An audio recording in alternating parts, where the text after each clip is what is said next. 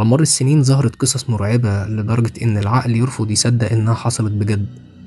قصص قتل وحوادث غامضة وأحداث لحد النهاردة محدش قدر يفهمها.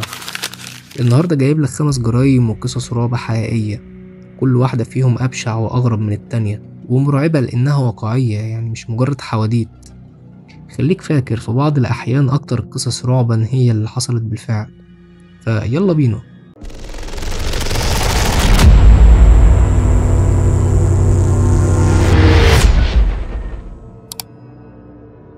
نرجع لسنة 1922 في مزرعة صغيرة اسمها هينتركايف في بافاريا.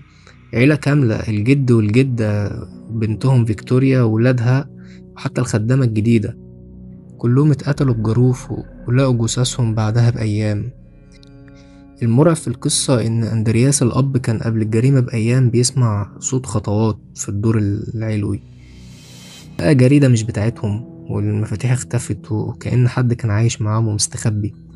الأغرب بعد الجريمة القاتل فضل قاعد في البيت يومين أو 3، أكل من أكل العيلة وأكل المواشي ومشي عادي كأنه في بيته. لحد النهاردة محدش يعرف مين اللي عمل كده. حادثة ممر دياتالوف في روسيا سنة 1959، 9 متسلقين محترفين بيخرجوا في رحلة جبال الأورال ومحدش رجع، ولما فريق الإنقاذ وصل لقوا الخيمة متقطعة من جوه كأنهم كانوا بيجروا للخارج بهستيريا.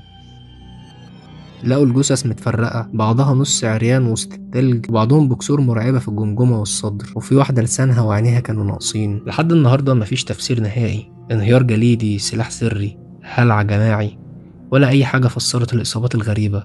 القضية دي من أكتر ألغاز التاريخ رعبا وغموضا. تالت قصة معانا مذبحة فيليكسا بالفأس، ودي حصلت في أمريكا سنة 1912 في بلد هادية في ولاية أيوا. لقوا عيلة مور بالكامل مقتولين بالفأس، الأب والأم، 4 أطفال وطفلين كانوا ضيوف. القاتل غطى وشوش الضحايا وغطى المرايات بقطع قماش ولقوا أكل نصه متساب على الترابيزة ولا كأن في شيطان كان موجود في البيت.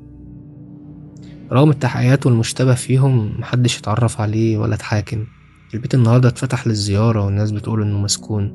شبح أنفيلد في إنجلترا سنة 1977، عيلة هوجسون في أنفيلد بدأت تحصل لهم حاجات مش طبيعية، أصوات خبط وقطع أساس بتتحرك لوحدها.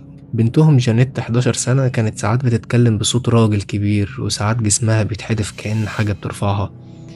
محققين من جمعية أبحاث الظواهر النفسية وثقوا كل حاجة، صوت وصورة وتسجيلات، مواقف محدش قدر يفسرها. ناس قالت إن الموضوع خدعة، بس ناس تانية شافت بعينيها حاجات مستحيل تتفسر.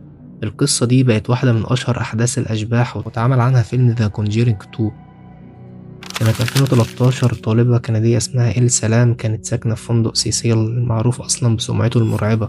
آخر ظهور ليها كان في فيديو كاميرات المراقبة واقفة جوه الأسانسير بتدوس على كل الأزرار وبتبص بره كأن حد بيطاردها، وبتتصرف بطريقة غريبة جدا. بعد أسابيع لقوا جثتها في خزان المية فوق الفندق بعد ما النزلاء اشتكوا من إن المية طعمها ولونها غريب. مفيش علامات ضرب ولا اعتداء ومحدش فاهم إزاي وصلت لخزان مقفول. لحد النهاردة موتها لغز محير العالم.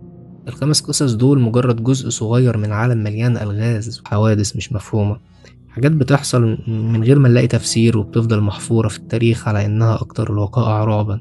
لو حابب جزء تاني أو عايز أعمل قصة منهم كاملة في فيديو لوحدها اكتبلي في التعليقات، وما تنساش تعمل لايك واشتراك وخلي قلبك جامد لأن اللي جاي كله رعب.